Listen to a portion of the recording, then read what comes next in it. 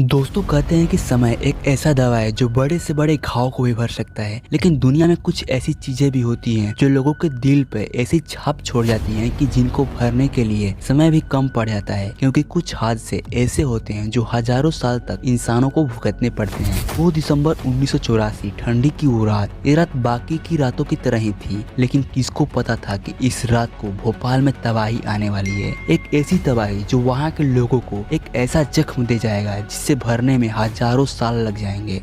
Since the Bhopal gas tragedy that claimed thousands of lives, and it's not just about remembering. जब अंधकार के भीतर कई सारी जिंदगियां लील लेने वाला एक विकराल हादसा हुआ। Plant on Monday has killed at least 1,600 people, and they say another 50,000 people. Worst industrial disasters in history. An explosion at a pesticide factory in the Indian city of Bhopal sent a cloud of poison gas. The carcasses of animals killed by the fumes. Doctors are working around the clock at hospitals that are filled with.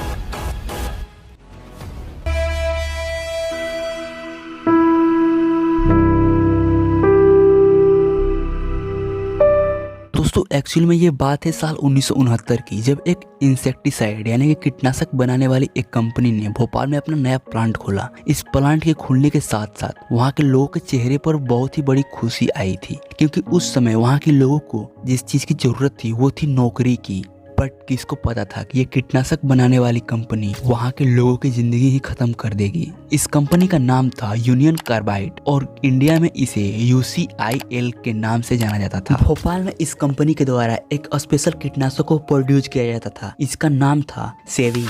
अब इस seven को बनाने के लिए एक chemical की जरूरत होती थी। इसे MIC मिथाइल आइसोसाइनाइड के नाम से जाना जाता है, जो कि एक बहुत ही खतरनाक केमिकल है। लेकिन MIC को इंडिया में बाहर से एक्सपोर्ट करके लाया जाता था सेविन बनाने के लिए। लेकिन साल 1980 में सेविन की सेल्स इंडिया में नीचे गिरने लगी, क्योंकि कंपनी के कंपटीशन में और भी कंपनीज आई जिनके प्रोडक्ट और भी सस्ते थे, तो कंपनी को घाटा होने लगी, जिसकी वजह से कंपनी ने डिसाइड किया कि MIC को अब इंडिया में एक्सपोर्ट करने की बजाय इसे इंडिया में ही बनाया जाए। बट इस तरह का केमिकल्स को बनाने और मिक्स करना किसी खतरे से खाली नहीं था, लेकिन फिर भी यूनियन कार्बाइड को इंडियन गवर्नमेंट ने इसकी परमिशन दे दी। साथ ही गवर्नमेंट ने यह भी कहा कि कंपनी के द्वारा एक प्रॉपर तरीके से प्लान तैयार किया जाए कि अगर कोई भी गैस लीक भी होती है या किसी भी तरह का इमरजेंसी सिचुएशन आती है तो इससे कैसे बचा जा सकता है। लेकिन सच्चाई तो यह है कि कंपनी के द्वारा कभी ऐसा कुछ प्लान बनाया ही नहीं गया था। इनफैक्ट साल 1981 को MIC के कॉन्टेक्ट में आने से एक वर्कर की मौत भी हो गई थी, लेकिन इसके बाद भी कंपनी ने कुछ एक्शन नहीं लिया और इसी तरह प्रोडक्शन को चालू रखा गया। जनरली यहाँ पर MIC को स्टोर करने के लिए 3 अंडरग्राउंड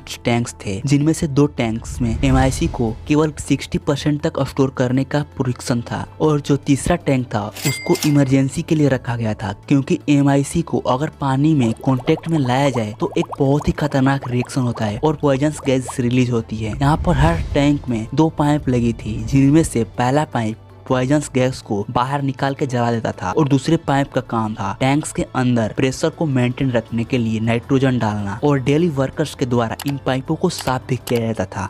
3 दिसंबर 1984 रात के 9 बज रहे थे। यूनियन कार्बाइड के वर्कर्स ने अपनी शिफ्ट चेंज की और दूसरी शिफ्ट वाले वर्कर्स आए। उन्होंने अपना काम शुरू किया। उन्होंने MIC टैंक में लगी पाइप को धोना शुरू किया, लेकिन उस दिन MIC की जो टैंकर्स थी उन टैंकों को 60% से ज्यादा MIC से भरा गया था। इनफैक्ट यहाँ पे जो तीसरा टैंक था उसको इमरजेंसी के लिए खाली छोड़ जाना था, बट उस दिन इस टैंक को भी भरा गया था। जो वर्कर्स पाइप को धो रहे थे तो उन्होंने देखा कि दूसरी तरफ से पानी बाहर ही नहीं आ रहा था। उन्हें लगा कि यहाँ पे पानी शायद ब्लॉक हो रहा है और उन्होंने पानी को चलता छोड़ दिया। लेकिन करीबन 1 घंटे बाद एक्चुअली में पानी टैंक के अंदर चला जाता है, जहाँ पे MIC की एक भारी मात्रा थी, और जैसा कि MIC और पानी का मिश्रण एक खतरनाक रिएक्शन तैयार करते हैं, और हुआ भी कुछ ऐसा ही। कुछ देर बाद जब दूसरे शिफ्ट के वर्कर्स आए तो उनकी आंखों में जलन हो रही थी। वर्कर्स को लगा कि यहाँ पे कोई लीक हुई है और वर्कर्स ने उस लीक को ढूंढा भी, लेकिन उन्होंने उसे इग्नोर किया और टी ब्रेक करने चले गए। पर इसके बाद भी उनकी आंखों में जलन बंद नहीं हुई। वर्कर्स को इतना तो रियलाइज हो गया था कि यहाँ पे कुछ तो मेजर एक्सीडेंट हुआ है, क्योंकि टैंकर्स का प्रेशर बहुत ही हाई था, लेकिन उनको इस बारे में इतना नॉलेज ही नहीं था कि वो क्या करे। टैंक का प्रेशर और भी बढ़ता गया। ये टैंक्स अंडरग्राउंड थे और इनके ऊपर का कंक्रीट भी टूटने लगा। इसके बाद जिस पानी को खुला छोड़ा गया था उसे बंद किया गया, लेकिन तब तक बहुत ही देर हो चुकी थी और 1 घंटे बाद ये गैस पूरे भोपाल में फैल गई।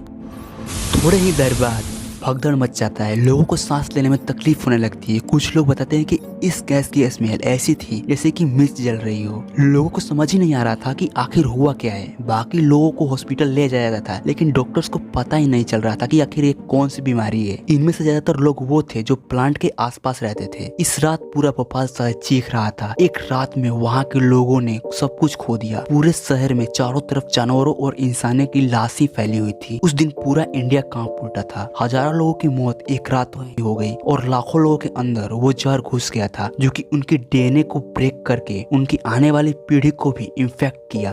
तकरीबन 5,20,000 से भी ज्यादा लोग इस गैस के संपर्क में आए। उनको और उनके आने वाले बच्चों को और उन बच्चों के आने वाली पीढ़ी में भी बीमारी का एक चैन बनाया इस गैस ने। इस घटना के कुछ दिन बाद तो ऐसी हालत हो गई थी कि लोग ये कहने लगे कि उस रात जो लोग मर गए थे वो खुश नसीब थे, बदनसीब तो वो थे जो बच गए। और वहाँ पे आज भी कोई बच्चा बहरा पैदा होता है तो कोई बिना आँख की रोशनी के पैदा होता है।